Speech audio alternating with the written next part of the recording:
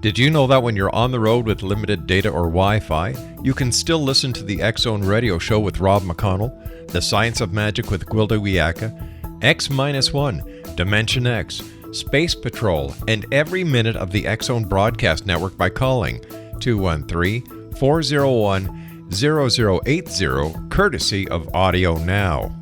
No smartphone, app, or internet needed. It saves your data plan and it's free if you have unlimited minutes. Call 213-401-0080 to listen on any phone, anytime, anywhere. Remember 213-401-0080 for the best of the paranormal, parapsychology, and sci-fi radio programming anywhere, 24/7, 365.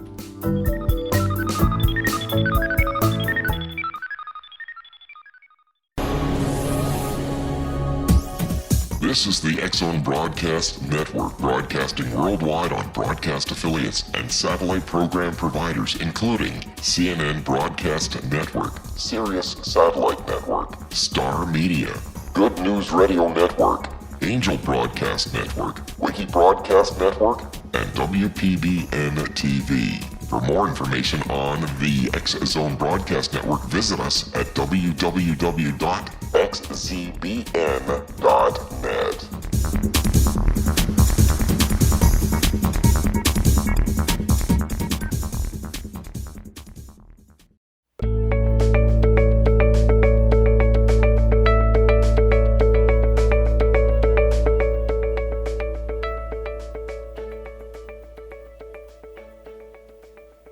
Hi, everybody. Welcome to Dialogue with Divinity. This is your host, Johanna Carroll, on the X-Zone Network, Broadcast Network. Sorry, I'm tripping over my tongue today. This show is really intended to bring you the wisdom keepers of our time, and I'm really excited, as always, to have a wonderful guest with us today because it's Halloween, and she writes about gross, creepy things and the history and the mystery and the paranormal that can kind of make your skin crawl. So without further ado, I want to introduce you to someone who I met years ago while traveling. We were chatting like women often do and discovered that we were both authors. So, of course, I had to find out all about her books. I subsequently bought all her books, and I could not put them down. And who we have today is Marti Melville. I'm sure that last name is very familiar for a lot of you. She is an American novelist. She's a screenwriter known for her debut novel series, the one that I read, The Deja Vu Chronicles. Marti has expanded her writing to include screenwriting with each of her books adapted for film. She's also written a series of children's chapter books designed to encourage young imaginations through creative play. Marti and I also discovered that at one time we worked at the same hospital. She had a long career in that medical field. She specialized in emergency and trauma nursing. And when you read her books, you're going to see that she definitely has taken that knowledge and woven that into the story. She spent several years working between Utah and California in various emergency rooms and as a mobile intensive care nurse. And she also was part of the medical personnel for the 2002 Winter Olympics. And guess what? She also raised 5 children as a single mother doing all of this. Her novels are very unique and very interesting because she introduces the idea of fictional probability linked to actual historical events. So, Marti, welcome to Dialogue with Divinity, and thank you so much for joining us today. Hello, Joanna. Thank you for inviting me. This is a pleasure. So I'm going to ask you a question that you probably get asked all the time. Are you related to Herman Melville, who wrote Moby Dick? The belief is actually yes, through possibly a secondary link. But, it's hard to know for sure. But, yeah, we think we are. So for those, so it's in your DNA to talk about water and ships and pirates and all that good stuff. And I have to say that in reading these books, first of all, I love the fact that the female characters are so strong and, the female pirates and all of that. So how did the Deja Vu Chronicles come about? How were you inspired? Because I know you're very much connected to the mystical, the paranormal, the moon, and all of that. How did it come about? Actually, it came about quite by accident, it seemed. But I had two boys deployed to two different wars at the same time, and their daytime was our nighttime. And, of course, I was spending a lot of time, sleepless nights, walking around and staring at the moon, and decided one day to do some research on a family name and came across this pirate named John Phillips. And read his story and decided, you can't make this stuff up. So I decided to write a story and thought that maybe that would be a fun gift for my children. Plus, I thought it would keep me busy so I wouldn't be too worried about the boys while they were deployed. And it just kind of grew from there. So truthfully, I don't believe in accidents. So in all honesty, I think probably someone was giving me their story, and fortunately I was in tune enough to listen to it. Well, and I really feel that you did have divine inspiration, and I also feel that these characters come alive so beautifully in your books. By the way, we're speaking to Marti Melville, and her books are called The Deja Vu Chronicles. And for those of you that like a good mystery and related to history and sexy pirates and all that good stuff, I'm really going to encourage you to buy these books. I've read them myself, and I felt that you really developed the character, so I felt like I was sitting right next or on, the deck of the boat watching all of this going on. So in terms of divine inspiration, do you feel like they may have been channeling their history through you? I think so. I think, I'm not sure that all of them necessarily did that, but definitely Catherine did. Yes. Even though my study really was on John Phillips, the story was really told in Catherine's viewpoint. And interestingly, anybody that's written novels knows how this works. You'll start writing a novel and maybe have an outline and try to follow that, and then all of a sudden the characters start taking you in a different direction, and that happened to me many, many times. So I do believe firmly that it was given to me. And the character that I call Catherine is probably the one that was speaking, in my opinion. Wow. Okay, so this is Johanna Carroll. You are listening to Dialogue with Divinity. We are having a great conversation with Marti Melville, who is the author of the Deja Vu Chronicles. I also want you to know that as far as our network, which is the X-Zone Broadcast Network, you can find all of our schedule at xzonebroadcastnetwork.net. I hope I said that correctly. Anyway, we're going to take a very short break. We're going to come back and talk about pirates.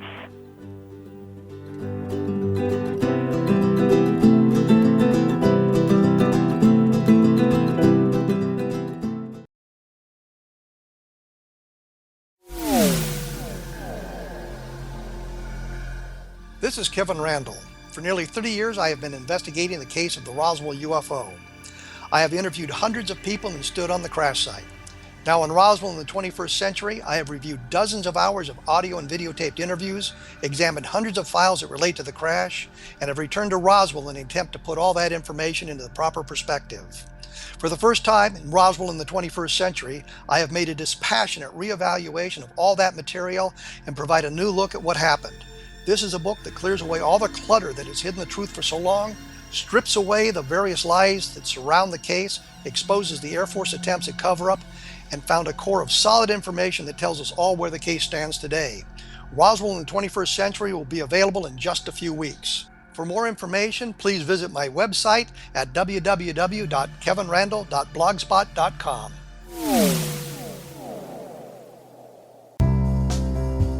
Gibbs A. Williams, Ph.D., is a practicing psychoanalyst, supervisor, researcher, and author in New York City.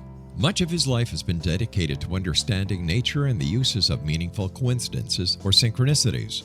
His radical and original non-Jungian, non-mystical, non-magical theory of synchronicities illuminates much of the fog surrounding this challenging and perplexing topic. His ideas and manners are fresh, presented in a style that is both entertaining and highly informative. He is also an expert on crisis intervention, specially focused on violence reduction for the police and citizens, mastering anxiety, frustration, and stress without the use of medication, and effectively preventing and treating heroin addiction. Dr. Williams can be contacted at his email address at gwwilliamsny11@aol.com or visit his website at www.drgibbswilliams.com.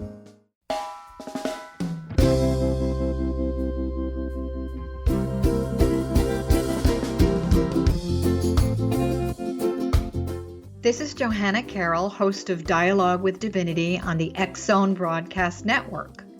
While walking along Kaanapali Beach in Maui this past year, I kept discovering all these shells and coral in the shape of hearts. My dialogue with Divinity was very simple.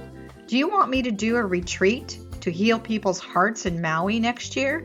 And of course, the answer was yes. As a master spiritual teacher, I am offering you a neat retreat called Rise, May 8th through the 12th, 2017, and the chance of a lifetime to rest at a 5-star resort for 5 days and experience a spiritual renewal of your heart and soul. Kaanapali is one of the top 5 beaches in the world.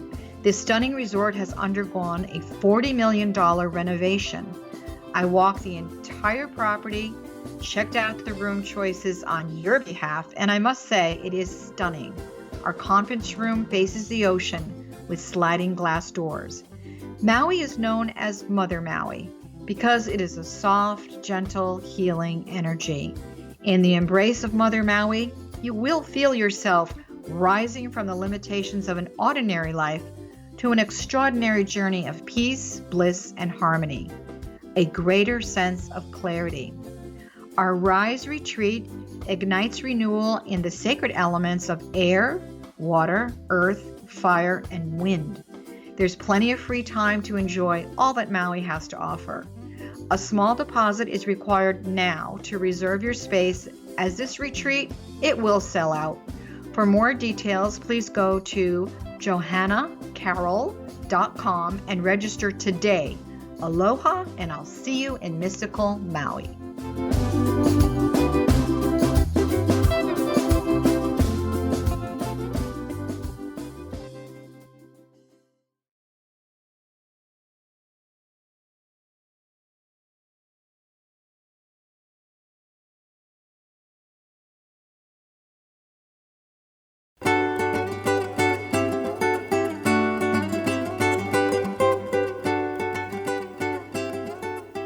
Hi, everybody, and welcome back. This is Johanna Carroll. Our show is Dialogue with Divinity, the wisdom keepers of our time. And happy Halloween, everyone. I'm not going to say that my guest is creepy, but she definitely writes some creepy stuff. So we're talking to Marti Melville. By the way, if you did want to look at our schedule for the whole network, it's xzb.net. So please check us out. And as far as my personal stuff, you can find me at johannacarroll.com. So, Marti Melville, you are writing about pirates. I mean, it's such a paradigm shift on some level, because we would think that, most people that are writing about pirates are men. Is that true? That's a good question. I don't know exactly, but I think it's probably about even. From the people that I've crossed, I think the interest in pirates is universal, and it doesn't specify itself to one gender or the other. Everybody loves pirates, really, they do. So especially on Halloween. Why is that? Why do you think everybody loves pirates? I mean, is it because they're like these alluring, mysterious characters? They're definitely playing outside the box. Why is everybody attracted to them?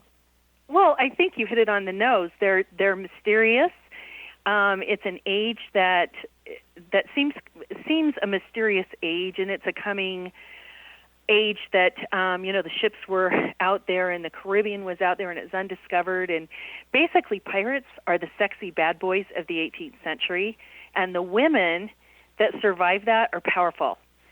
So I think Caribbeans and tall ships and all of the, there's voodoo out there in the Caribbean, and there's all kinds of unknowns, and the sea is dark, and we don't know what's swimming in its waters. So it lends itself to some great stories. And as well, there's a lot of folklore that's said about that time in the 18th century. And all of that folklore and the stories, they still come through to some of our terms and sayings, like, for example, salt over the shoulder for luck, those kinds of things all came from the sailors. So it's a great time. It's a great time period.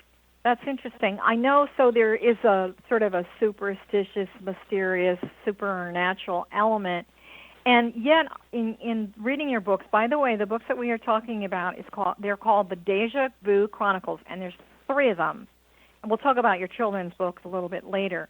But I was so fascinated with the historical part of this because you must have done a ton of research to write these books. Did you actually go to any of these places yourself where they actually sailed? Yes, actually I did. I've spent a lot of years doing a lot of research, and of course most of it's in books. I'm very selective about the books that I use. But I also traveled to the Caribbean quite a bit, and most recently spent some time in Grenada, which there's a lot of detail about Grenada in this 3rd book, which, by the way, there are 4 books total. The 4th book is coming out next year in 2017. Fabulous. So that will probably have a culmination of everything. But there's a lot of research that's involved. I try to stay as true to history as possible with fictional characters telling it. So the folklore that is in the stories is actual Caribbean and Celtic folklore. The events that happened to Captain Phillips are actual events, most of them. The pirates that are sailing, I don't know exactly whether they crossed paths or not, but it gave me the opportunity to tell their story by having Captain Phillips cross paths with Calico Jack and Blackbeard and Jack Rackham and some of these others. Who were on the waters at the same time. So, yes, there's a lot of history there. The healing processes and the witchcraft that came about really is actual healing practices that they had back in the 18th century. And as you know, a healer back then, if they healed their patient, then they were awarded and given pigs and, money and whatever else. If the patient died, they were called a witch and burned at the stake. So it was an all or nothing thing because they really didn't understand medicine. So research has gone into that, too, to make that as authentic as possible. Well, no one's ever given me a pig for payment, and I've never been, in this lifetime, I don't think I've been burned at the stake. So hopefully that's all coming into a balanced time that we're living in right now. That's right. I really think one of the things that I love about your books also is the fact that you were, an emergency room nurse. And I have to tell you, some of it I had to flip through a little quickly because it was gross. But as far as, for instance, somebody cutting off someone's leg because they had to do this amputation. Did you feel when you were writing that part, I'm sure your nursing medical background just sort of kicked in? It absolutely. The first book opens with a code blue scene, and, when I wrote this, which was in 2010, those were the protocols that we followed in an emergency room for Code Blue. Of course, they change annually, so I'm sure it's a different protocol now. But back then, that's what we did. And the leg that got cut off on the ship actually is a true story. Captain Phillips really did cut the leg off, and he really did it the way he did it. And, I drew off of a lot of my experience in the emergency department to tell the story as factual as possible, so that it was believable, and I try and tie it in so that it all makes sense. And there's this ribbon that weaves through the series that has a medical element to it that people can relate to the 18th century and also to modern times. The thing that I like about one of my favorite TV shows is The Outlanders. I mean, I read those books, and this series. So those of you who love The Outlanders, you've got to read the Deja Vu Chronicles because, without giving a whole lot away, the very first book, if I'm remembering correctly, is there was a time traveling element that occurred. There and is. That's not creepy. That was just fascinating to me. And so for those of you that are listening, have you ever had a moment in time that, virtually a deja vu moment? I know, Marty, when I met you, I felt like I had known you forever. It was just, I don't think I was ever on one of those pirate ships, but I definitely could have been, the witch in the where the people had to walk through the jungle through that kind of thing. Sure. So the title is extremely appropriate, the whole deja vu, and reliving things. So a lot of your books do have a lot of history. A lot of the characters are real. And I know one of the things that's really fun is another one of your friends that I met, Wendy. She actually became a character in the book. So did you draw on a lot of personal friends for character development? I did. I had to. Honestly, I am not as imaginative as you would think. So for the characters, there is somebody behind every character in the book. Of course, the historical figures are, I take most of their story based upon history, but, they got to look like somebody. So I tried to draw off of people that I knew, and Wendy, yes, is one of my dearest friends, and she's in there. And another friend, Sue, is someone that, I characterized Mary Read behind, and then Jacques Delahaye, who is another actual pirate. I hope I said her name right. I'm not even sure how you say it. But anyway, Madame Delahaye is also another friend, So, yeah, I use people and try and craft them into my characters without actually making them the actual character. Did you actually put yourself in the book? I don't feel like I did, but I've been accused of that. My kids think that Catherine is me. So, and that's it could be that's great. Yeah, except that when they said Catherine. that, I know, I said, well, I'm going to kill her off then because, no, she's not me. But, you never know. You just really don't know. And, there's a theme of past lives and regression and reincarnation that flows through this. And, I'm not saying that I believe it or that I don't, but there's a lot of strong evidence, and deja vu, I think, is one of them, to support that. And so Catherine definitely spoke to me from another time and gave me the story. Beautiful. I've said this before when I've had other authors on the show, that there was, and people will be hearing me say this forever, a writing professor at Brown University once said that his opinion was that all great books were channeled. And I really feel that I agree with that, because it does take you to this timeless place of, for me, it's like a divine connection into the past, the present, and the future. It's that whole concept of the deja vu and the time traveling.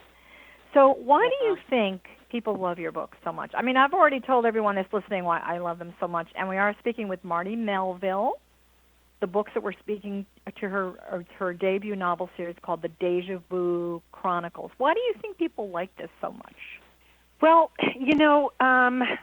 I think, truthfully, there's something in the book series that everyone can relate to. I've had readers that I've never met before write to me and tell me that they can relate to Catherine, and that, the trials she goes through and the challenges she faces, and, they're emotional as well as physical, and those kinds of things they related to and went through themselves, and it helps them to feel stronger, to watch her become stronger. I've had other people say that, they love just the history, and they love the swashbuckling that's in there, and and there's a tad romance in there. So those that love romance, it's in there, and paranormal, people that love to read about the paranormal and ghosts and witches and voodoo, that's all in there. So I think it's a healthy, eclectic mix. And when you said Outlander, I've actually had people say, oh, it's like Outlander meets Pirates of the Caribbean. Definitely. Which I think that's is how I wonderful. felt about it. Yeah, a wonderful compliment. Well, it's true. I mean, they're very relatable. And the other thing about your books that I like, and we'll talk about your writing technique in the next segment when we come back, and maybe how you can inspire people that have wanted to write themselves. Very, very relatable. The detail, even in the clothing and, a sword and the hilt on the sword and all of that. Incredibly descriptive language. I always feel with a book, I'm either observing it or participating in it. And these books are very, it's not voyeuristic, but they're very participatory and very relatable in terms of, from my viewpoint, the character development. I love the mystical aspect of all of it.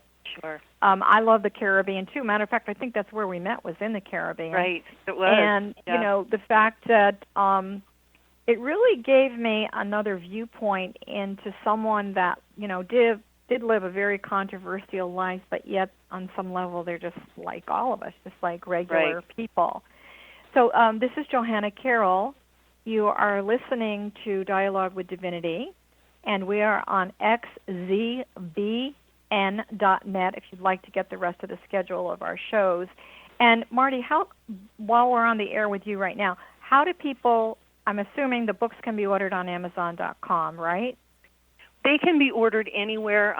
They're actually available through the publisher, which is Dose Blant Publishing, and Dose Blant's website is DOCEBLANT publishing.com or doseblant.com. You can get them at Barnes & Noble. They're available, I think, at Walmart still. Cool. Just look around. They're out there, and they're there, and of course Amazon and Barnes & Noble and Books A Million, all those online stores are available there too. You can also get them at my website, which is martimelville.com, MARTI Melville, MELVILLE.com. And I hope people like to pick them up and take a quick read. Well, on a magical day such as Hallowed Eve or Halloween, I have to say, if you fell in love with books in the past that have really grabbed you and you feel like you're in the story with the characters, I'm really going to encourage you to do this. We're going to take a short break. Again, this is Johanna Carroll. You can find out my information at johannacarroll.com.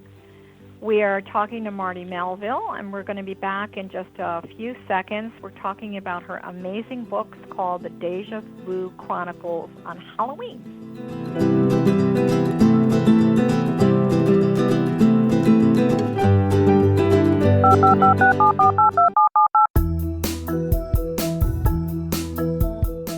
Did you know that when you're on the road with limited data or Wi-Fi, you can still listen to the X-Zone radio show with Rob McConnell, The Science of Magic with Gwilda Wiyaka, X-1, Dimension X, Space Patrol, and every minute of the X-Zone broadcast network by calling 213-401-0080, courtesy of Audio Now.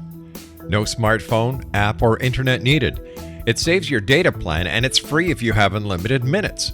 Call 213-401-0080 to listen on any phone, anytime, anywhere. Remember 213-401-0080 for the best of the paranormal, parapsychology, and sci-fi radio programming anywhere, 24/7, 365.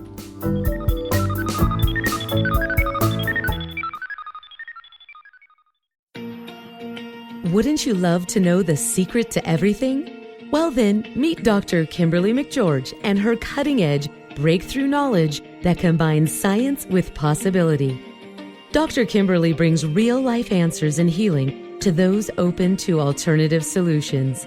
She teaches solution-based programs and classes that will change all areas of your life forever. Specializing in conscious creation, intuitive readings, and energy medicine, you can rapidly shift health, relationships, business, and money and abundance challenges quickly. Receive her best-selling book, Secret to Everything, at no cost by going to secrettoeverything.com/X-Zone. That's right, transformation can start now. Just go to secrettoeverything.com/X-Zone and receive Dr. Kimberly's book for free.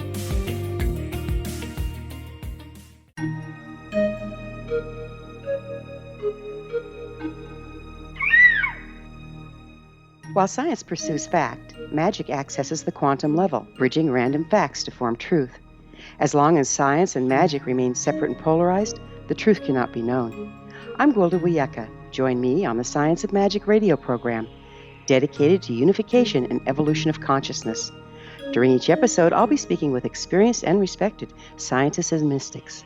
From astrologers to astronomers, from medical doctors to shaman, the scientific method to dowsing and intuition, we'll weave together information from seemingly divergent practices to promote unity and enlightenment. Join me, Gwilda Wiyaka, and the Science of Magic right here on the Mutual Broadcast Network. For more information, visit www.thescienceofmagic.net.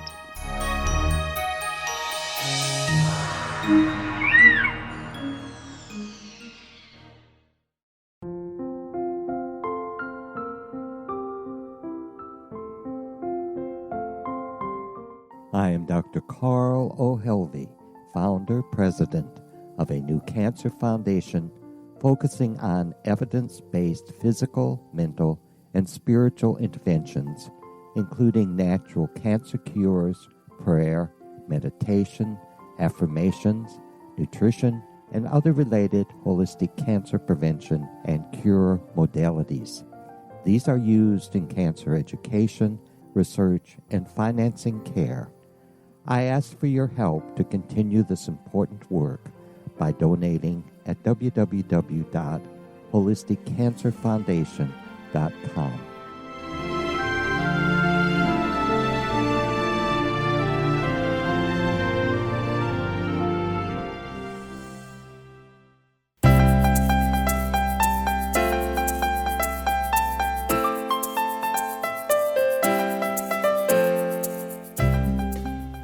Hi, everybody. It's Johanna Carroll. Welcome back. We're chatting with Marti Melville today, if you're just joining us. She's an amazing novelist and screenwriter. We've been talking about, it's Halloween, we're talking about creepy, kind of gross things that are part of her novel series called The Deja Vu Chronicles. She's written 3 books. She's got the 4th coming out. And you also have been doing some screenwriting. Do you think we're going to eventually see these amazing books on film in the theaters? What's going on with that? Can you share? Well, my fingers are crossed that it will work out. I am in negotiations with something, but I can't talk about it at this point. Okay. So we will say just keep your fingers crossed and happy thoughts and positive, energy coming this way, because I would love to see the Deja Vu Chronicles, on screen or as a TV series. Whatever we can pull off would be great. So I'm going to send you lots of prayers and blessings and Thank manifestation energy around that we see a visual on these stories, because it's really fascinating. So I know that, we're shifting gears a little bit, you had 5 children. How many grandchildren do you have now? I have 7.5. we have another one coming very soon in just a month. So, yeah, lots of grandkids. And is that what inspired the children's book? I love the title of your children's book, and I was going to ask you, is this what your grandchildren call you? Valley Hoo-Hoo. Oh, my goodness. Yes, there is a story behind that. My oldest granddaughter, when I would come home from working as a nurse, I'd open the door and say, hoo-hoo, and she started calling me Grandma Hoo-Hoo. So I decided that it would probably be a good idea, it's a legacy thing, basically, to leave a story behind for my grandchildren, each one of them. So my goal is to write one for each one of them as long as I'm around. And the first book, of course, is about pirates, because my grandson Boone loves pirates. So Grandma Ballyhoo-Hoo spends a magical day with each one of her grandchildren on an adventure. That is fabulous. Yeah. There's a lot of people, I think everyone feels they've got a book in them somewhere. Mm-hmm. And a lot of people, they sit down and they journal, which I think is really healthy for those of you that are listening. If you really want to get your thoughts down on paper, not to write a novel or anything, but just to, sort of energetically release that emotional part of you that might need a little TLC. And sometimes those journals can turn into books. I know, Marti, you explained to us that, your 2 sons were deployed. That's a very anxious time for a mother.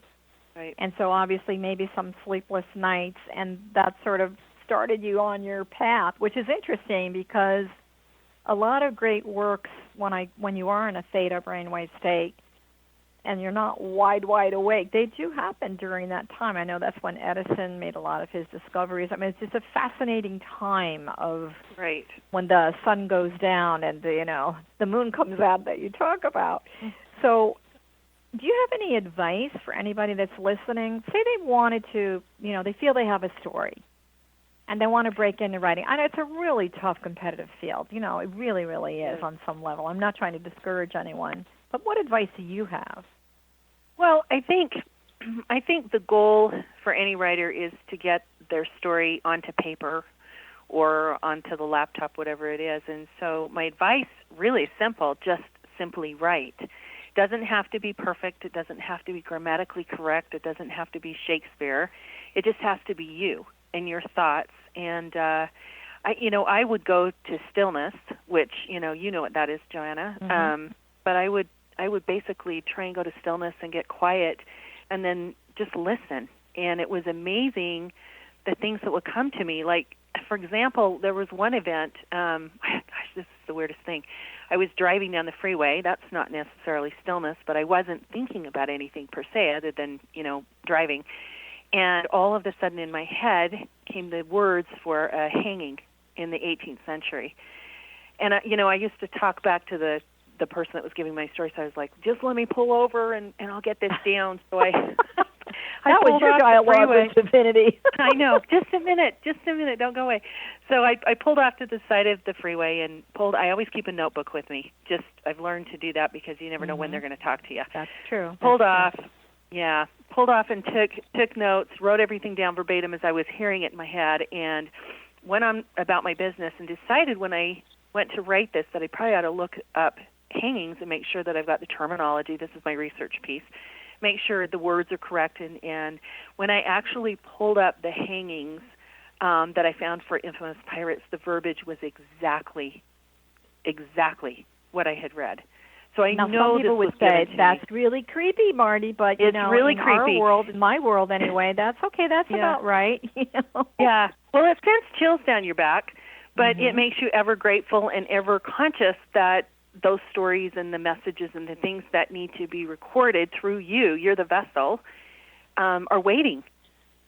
So start writing. Write anything that you think of. Write what your, thoughts that you have. I call it hearing voices, whatever you want to call it. But whatever comes to mind, take a minute, write it down, and that may propel you into a big story that could turn into a novel. You just never know.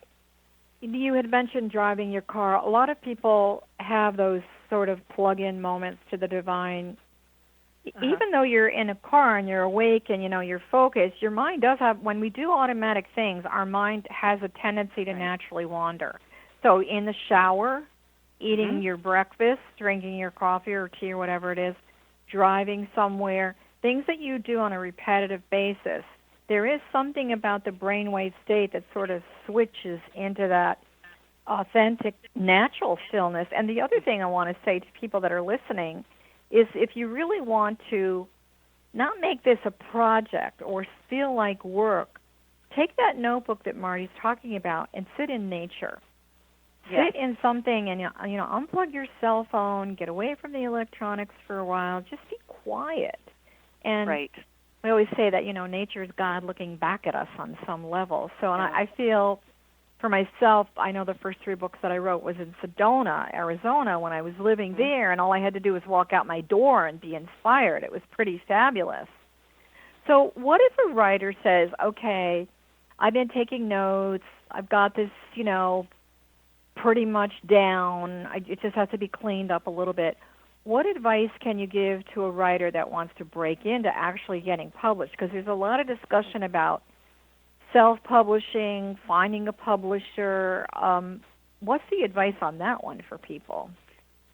I believe it depends upon what your goal is with the final project. If your goal is to just have a book recording your thoughts or your stories or whatever, then a self-publishing method might be good for you because you're not as concerned, and I'm going to make a lot of self-publishers upset, but that's not my intent.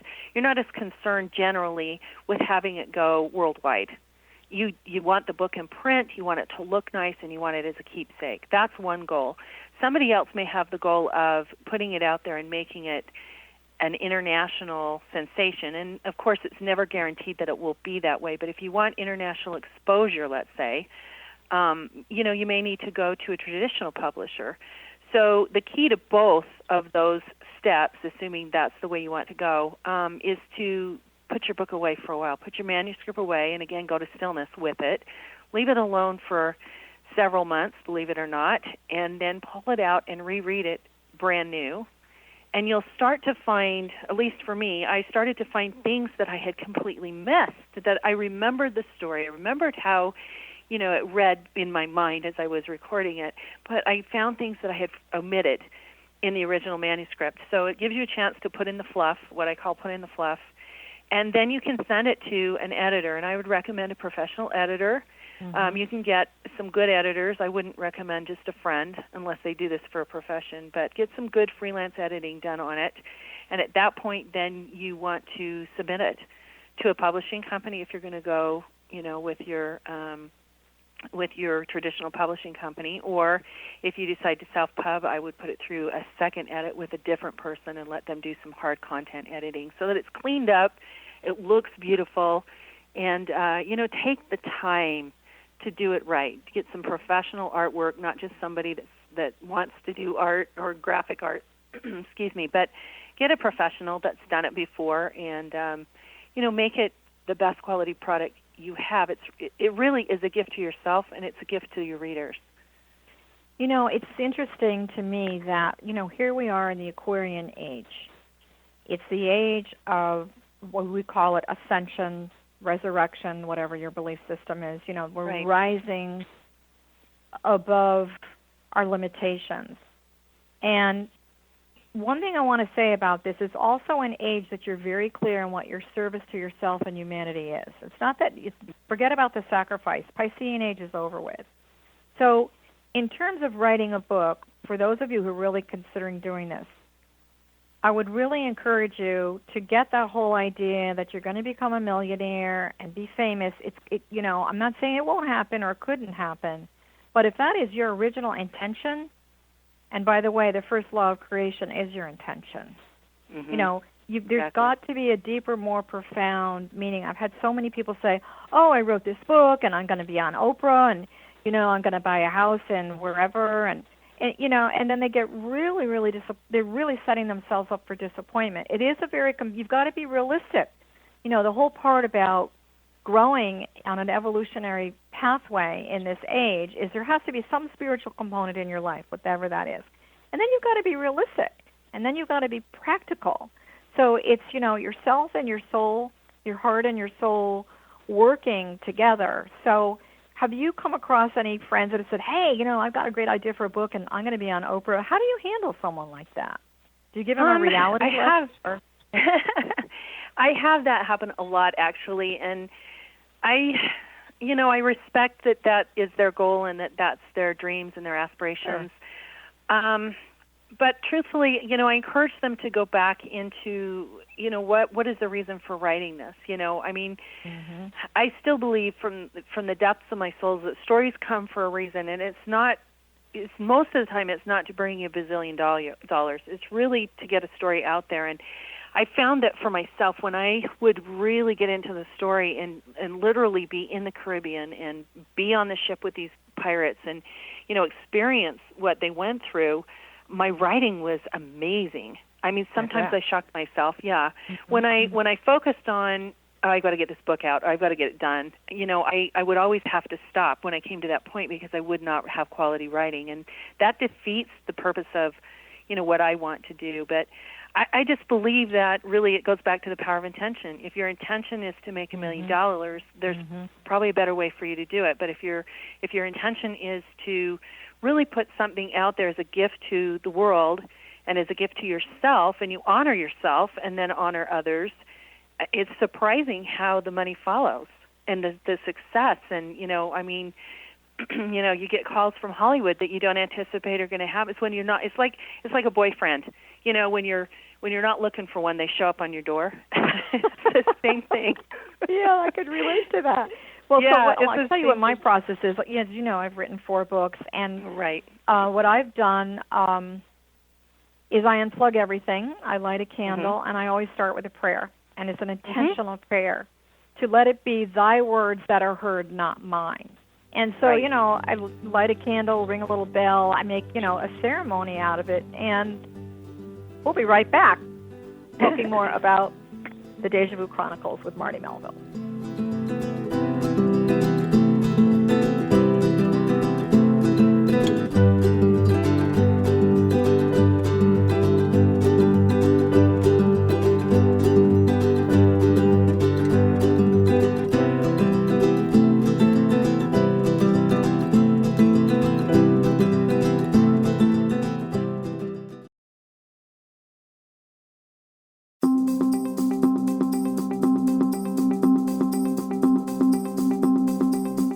As host of Dialogue with Divinity, I am thrilled to join the X-Zone Broadcast Network and their growing number of affiliates.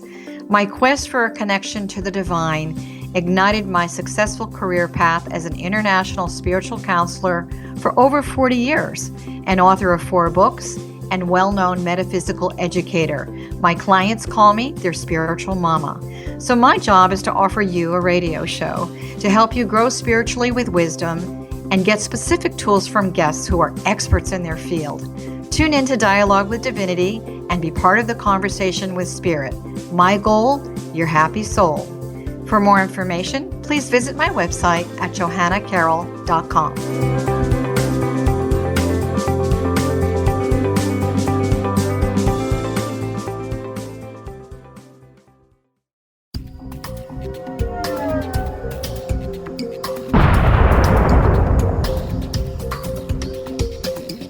Coming soon to the X-Zone Broadcast Network is A Different Perspective with me, Kevin Randall, as your host.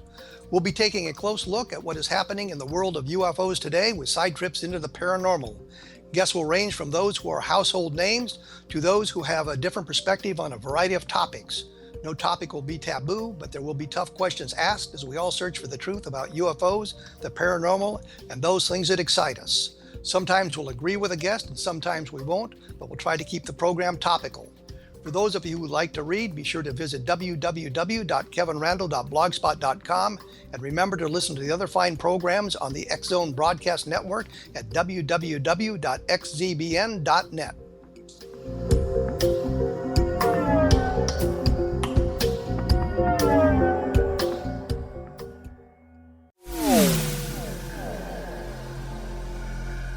This is Kevin Randall. For nearly 30 years, I have been investigating the case of the Roswell UFO. I have interviewed hundreds of people and stood on the crash site. Now in Roswell in the 21st century, I have reviewed dozens of hours of audio and videotaped interviews, examined hundreds of files that relate to the crash, and have returned to Roswell in an attempt to put all that information into the proper perspective. For the first time in Roswell in the 21st century, I have made a dispassionate reevaluation of all that material and provide a new look at what happened. This is a book that clears away all the clutter that has hidden the truth for so long, strips away the various lies that surround the case, exposes the Air Force attempts at cover-up, and found a core of solid information that tells us all where the case stands today. Roswell in the 21st century will be available in just a few weeks. For more information, please visit my website at www.kevinrandall.blogspot.com.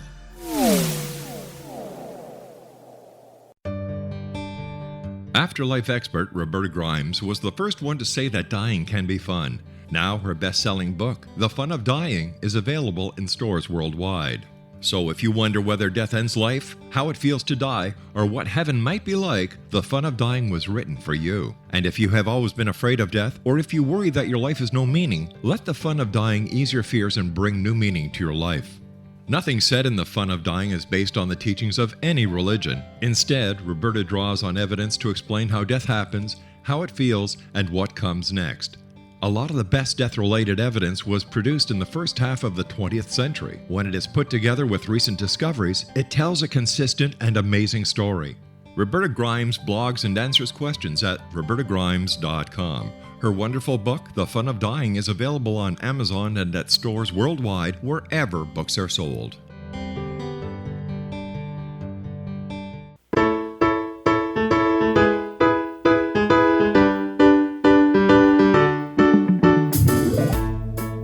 Hi, everybody. This is Johanna Carroll. We are continuing our dialogue with Divinity with Marti Melville today.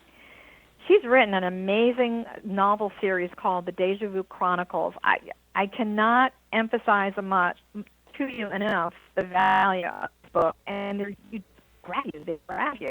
So before we went to break, we were talking about the fact that there is sort of a ceremonial aspect. These are my words, Marti, not yours. A ceremonial aspect of writing. So the first one is divine intention. You know, why do you really want to do this? And if you people that are listening, if money is, you might want to put that on the bottom of your list there. So the ceremony, the intention is first, and then the ceremony of writing.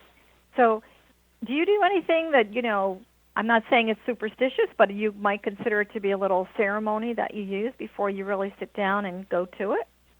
Well, I'm like you. I depending upon what I'm writing, if I'm writing in my Chronicles series, it's dark and mystical, so I tend to do that in the moonlight because that inspires and rejuvenates me. But I always begin by speaking to the characters and saying, okay, I'm listening and I'm ready and I'm yours. Tell me what you want me to know. And it comes.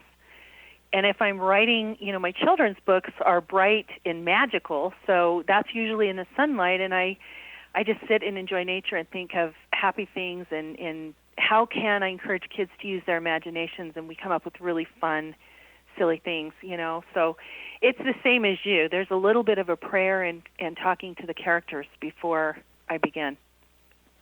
I also believe that we've got these great guides and teachers, sort of our spiritual family on the other side of the veil. And in my world anyway, they all have a job. They all have a particular function and a role, and their main job is to help all of us have the best life possible here on the earth. So one of the most significant guides is called your creative guide and teacher. So for those of you that are listening and you're just getting ready to rock and roll on maybe putting some words down on paper or a computer, you might want to, besides lighting a candle, saying a prayer, setting your intention, picking the right environment, call in that creative guide and teacher and imagine that they are sitting to your right side because your right is your future.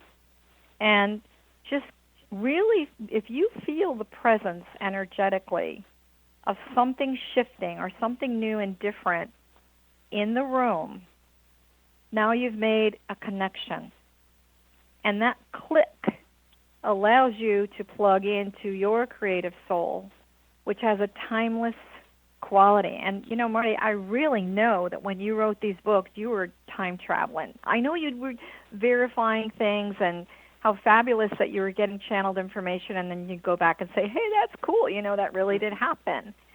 So in terms of people that we're speaking to right now, what do you think, what's the biggest challenge for an author or a writer? What's the biggest one? I think for me it has been to take myself seriously and, have faith in what I wrote as being as good as what I felt it was. And that really ties into what you said because it's being channeled from some other source. So am I able to translate and be the tool that they intended for it to be on a level that the story deserves? So I think it was that. And when I let go and stopped trying to control, it turned out to be better than I ever imagined, So I think it's really just listening, like you said, and waiting for that moment. I never thought of it as a click or a shift, but I know what you're talking about because I experienced that as well. Yeah, you can feel it. Yeah, it's a tangible I know when thing. I was living in Sedona, which I lived there for many years, and of course surrounded by these amazing red rocks. As I said before, I wrote 3 books there, and the first book that I wrote there sort of, again, your words, happened by accident. I wasn't all of a sudden deciding, I'm going to write this book. But what would happen for me is I'd be in a dead sleep, and it was around 3 or 4 in the morning, and I would feel a presence in the room. It is Halloween, so we're talking about kind of unusual. To me, it's not unusual, but some people might find it creepy. Energy, And I just heard, go turn on the computer. And it's like, are you kidding me? It's 3 o'clock in the morning. I don't want to sleep. It always happens. Anyway, I could, but here's what would happen. So I was half asleep and then click, typing. I don't even know how long I was there. Then I'd go back to bed. But then I'd get up in the morning and I would read what I had written, and I thought, I don't speak like this. This is not, and that's how we feel about your books too. Yeah. Oh, yeah. I mean, it's not you, nor I know you. It's not normal for you to have that kind of vocabulary. And all of a sudden, it's like, wow, where did this come from? And then I know for myself, Dialogue with Divinity was one of my first books, and I did finish it. But the agreement I made with the other side was, you're not going to wake me up in the middle of the night anymore. I'll be present. Yeah. I'll be aware. And that's the thing I think people really need to. When the universe is trying to send you a gift, whether it's a book, whether it's a message, whether it's to tell you, you are loved, you are cherished, you're not alone. We have to open our hearts and be willing to accept that. And you were sort of alluding to this before, that when you do that, even better stuff starts to show up, like the Hollywood person calling you. I've had experiences like that myself. It's kind of like all the really big major stuff, being asked to be on a TV show, that kind of stuff. I never went looking for that. The universe did it for me. The same thing with you. I know you've got an amazing writing partner that you're doing your screenwriting with. How did you meet him, by the way? Did he just show up on your doorstep? That's so serendipitous. No, I actually was involved in a deal with a Hollywood team and fired them, and thought I was basically hopeless and this is over and I'll never be able to get it, the screenplays looked at again. And my neighbor said, send me your scripts. I want to look at them. And he told me, his name is Kevin Dutoit. He worked for DreamWorks for a while as an editor for many, many years and has awards behind scripts that he's written. And he took one look at it and said, did they tell you this was great? And I said, well, yeah. And he says, well, Marti, they're blowing smoke up your skirt because they're terrible. I thought, you can't say stuff like that. That hurts my feelings, Kevin. But he was absolutely right. And so he cleaned it up, and we worked together on these things. And, I believe that the universe or God or whatever you believe, put him in my path for a reason because we got 2 Hollywood awards from our scripts, and they're being looked at, and that never would have happened otherwise. So I'm very thankful. Congratulations on that, by the way. Thank you. I mean, there's millions and millions of people out there that are writing, and I really know that you write for the joy of writing, and look how you're being rewarded. When things like that show up to me, it's like I call it the beneficent reward. It's like the universe is saying, "Good job, we're gonna give you proof." Well, and I think it's really important to always show gratitude for that. Always be thankful for whatever comes your way, because the minute you stop being thankful for the blessings or whatever happens in your life, they'll stop coming. So always be thankful, for whatever and I also think that it's a natural thing for humanity, particularly when you're dealing with mystical, magical things, whether you're writing, you're trusting your intuition, psychic information, spiritual connection, whatever.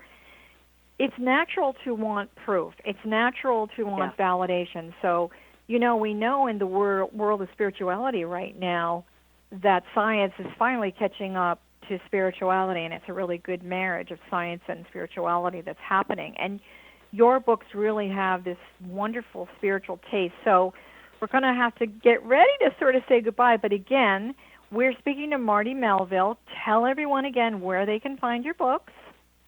The best place to find out about the books and the characters in the story is on my website, Marti Melville, MartiMelville.com, or through the publisher, which is Dose Blant Publishing, or online or in the bookstores, or, they're out there, so easy to find. I have to say, first of all, it's been a pleasure speaking with you again. It was not an accident that you and I met. It's not an accident that you are on the X-Zone Broadcast Network on Dialogue with Divinity today. And so we hope to have you back in the future when you can say, guess what, go to the movie theater. Exactly. And well, see it's the been my Deja Vu pleasure. Chronicles. That would be great. So I want to send you lots of hugs and lots of blessings, and happy Halloween. I hope you don't get too spooked with all the all the spirits that you have floating around you. So we will speak with you again. Thank you, this is Johanna Carroll. For those of you who'd like more information about our show and what we're doing, it's xzbn.net. You'll find the schedule of our show. We've also got some great information about other hosts that are on the network as well. And I wanted to tell you that if you would like more information about the books that I've written, I've actually written 4 books.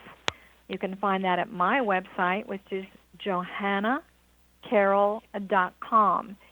As a spiritual counselor for 30 years, I've had the great pleasure to walk alongside some really brilliant minds, and I do consider Marti Melville, our guest today, one of those people. She took a leap of faith. She was on a path, and the universe said, guess what? You're going in this direction. So for all of you that are listening, I do want to wish you a very, very happy Halloween. Don't be afraid of the creepy things that might show up in your bedroom at night, because it may be a very friendly spirit that's there to inspire you and take you to a whole new level. We are going to be back next week, and again, happy Halloween. Many blessings to all of you, and this is Johanna Carroll. This is Dialogue with Divinity, and bye for now.